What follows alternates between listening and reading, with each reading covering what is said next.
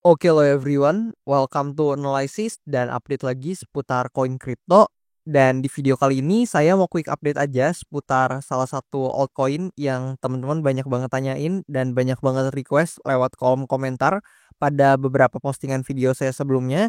Dan buat altcoinnya nggak lain nggak bukan seperti yang teman-teman bisa lihat di chart, yaitu FED teman-teman. Dan seperti biasa tentu disclaimer dulu bahwasannya video ini sama sekali tidak bermaksud untuk mengajak teman-teman semua menjual ataupun membeli aset tertentu, dan juga sama sekali nggak bermaksud untuk mempromosikan aset tertentu. So always do your own research karena this is not financial advice. Nah, di sini kalau kita coba lihat dari segi market cap atau kapitalisasi pasarnya kayak biasa, dan kita coba cari nih buat Fed di sektor EA ya tentu. Di sini Fed per video ini saya record ada di posisi ke-57, tepat di bawah atau di atas, lebih tepatnya di atas IP ya teman-teman, dan di bawah DXY di sini. Dan kalau kita coba lihat dari segi OI atau open interestnya, nah di sini Fed dalam 24 jam terakhir mengalami pelemahan open interest ya, lebih kurang di minus 7,12% teman-teman. Dan ya sebenarnya ya kalau kita coba lihat dari chartnya juga di sini actually tentu teman-teman bisa langsung tahu bahwasannya tidak dalam kondisi yang cukup baik ya, dan ini tekanan jualnya cukup signifikan, dan pada akhirnya teman-teman Fed ini akhirnya breakdown dari key support level yang saya marking di sini teman-teman. Dan di sini saya udah bisa ubah ya buat key support levelnya ini jadi level resistance kita teman-teman. Let's say kita jadiin atau kita marking sebagai supply area. Nah, lebih kurang seperti ini, dan mungkin kita coba ubah warnanya ya jadi merah biar lebih jelas. Nah, kayak gini lebih kurang, teman-teman.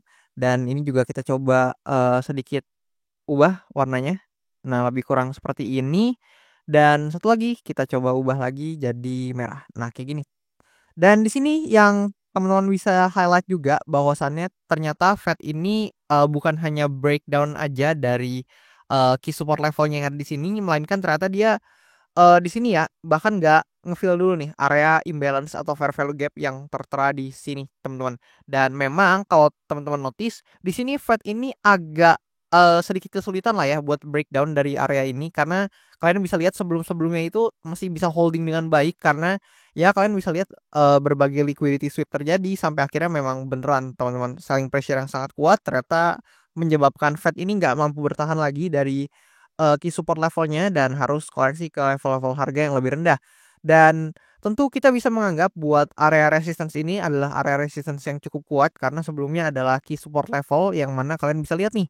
Ini banyak banget ya testingannya di area ini dan menyebabkan dia menjadi resistance kita yang valid untuk sekarang ini, teman-teman, dan cukup major juga. Dan kalau kalian nonton di video-video pembahasan saya sebelumnya seputar Fed, dan actually saya menyarankan kalian buat nonton karena di situ saya jelasin lengkap seputar detail-detail dari Fed ini. Di situ juga saya udah marking buat target area selanjutnya, yang mana kalau misalkan teman-teman juga bisa cross check secara langsung, karena tentu videonya masih ada, nggak saya hapus teman-teman secara history, maka teman-teman bisa lihat langsung untuk videonya. Di situ saya udah marking sejak lama bahwasannya target terdekatnya jika memang dia harus breakdown dari area key support levelnya di sini adalah tentu demand zone atau demand area di bawahnya. Dan itu kalian bisa lihat ya, sekarang kita dapat reaction yang positif atau reaction yang cukup bagus di demand area ini. Ya meskipun belum signifikan banget, tapi at least di sini dia mulai, ya kalau kita pindah ke time frame yang lebih kecil, dia mulai ada gerakan lah teman-teman, atau mulai ada pergerakan naik setidaknya, dan dapat reaksi yang cukup bagus nih di area demand zone di sini. Dan tentu hal tersebut menandakan bahwasannya ada tekanan beli yang masuk nih ketika memang untuk Fed ini price action-nya hit di area demand-nya yang ada di bagian sini teman-teman. Dan tentu ini saya nggak sembarangan marking ya, kalian bisa lihat sendiri buat sentuhannya di sini cukup banyak buat demand zone yang ada di sini, dan more likely ini akan menjadi demand area kita yang selanjutnya. Namun teman-teman juga perlu waspada ya, karena selling pressure-nya masih cukup kuat, dan tentu selalu ada potensi untuk Fed ini kembali ke level-level harga yang lebih rendah. Maka dari itu di sini ada beberapa potensi ya yang mungkin terjadi sama Fed ini, di mana yang pertama, jika memang ternyata Fed ini selling pressure ya kayak gini terus, momentumnya seperti ini terus, maka bukan nggak mungkin dia melakukan pergerakan yang kayak gini, teman-teman. Nah, kayak gini bisa jadi dia bisa koreksi juga ke level-level yang lebih rendah, bahkan ada potensi ya dia testing ke demand area yang ada di sini jika memang dia breakdown dari demand area yang di sini, dan itu adalah bearish skenario buat Fed ini. Dan sebaliknya ada potensi juga memang buat Fed ini untuk bisa testing lagi ke supply areanya yang ada di sini juga. Ini adalah potensi selanjutnya, yang mana jika memang dia berhasil breakdown atau breakout lebih tepatnya dari supply area di sini, maka more likely dia akan coba untuk kembali ngefill nih area fair value gap yang di sini. Dan setelah itu teman-teman baru bisa buat lihat nih konfirmasinya, apakah setelah dia fill nih, let's say kayak gini, dia fill fair value gap-nya lalu dia turun lagi ke bawah, atau justru dia bisa holding nih ketika memang dia fill fair value gap-nya, let's say kayak gini, dia holding dulu baru kemudian mungkin ada konfirmasi untuk menunjukkan dia bisa kembali bullish, teman-teman. Dan hopefully kemungkinan tersebut yang terjadi, tapi kita nggak pernah tahu, market itu dinamis, dan dengan tekanan jual dan selling pressure yang seperti ini, jujur kalau dari saya sendiri tentu secara bias ya, ini Fed ini ada potensi memang untuk menuju ke harga-harga yang lebih rendah. Tapi ya kayak yang tadi saya bilang, kita nggak pernah tahu. Teman-teman harus do your own research, due diligence, karena tentu ini cuman analisa pribadi saya dan sama sekali nggak ada maksud dari saya buat mengajak teman-teman semua menjual atau membeli aset tertentu. Dan di sini ya, coba teman-teman komen, saya penasaran banget siapa aja di sini yang mungkin holdernya Fed nih, karena ternyata banyak yang request buat Fed ini, dan mungkin banyak kalian yang nyangkut ya, mungkin average-nya di sini atau mungkin lebih di atas lagi. Teman-teman boleh komen nih, kalian holdernya atau bukan, dan mungkin kalian punya average, kalau punya di harga berapa nih teman-teman, saya penasaran. Dan kalau kita coba lihat datanya dari yang lainnya, let's say kita buka di sini. Nah, di sini kita bisa amati ya, buat Fed ini di bulan Januari, Februari, dan ongoing di bulan Maret ini memang semuanya merah, teman-teman, berdasarkan data yang di sini.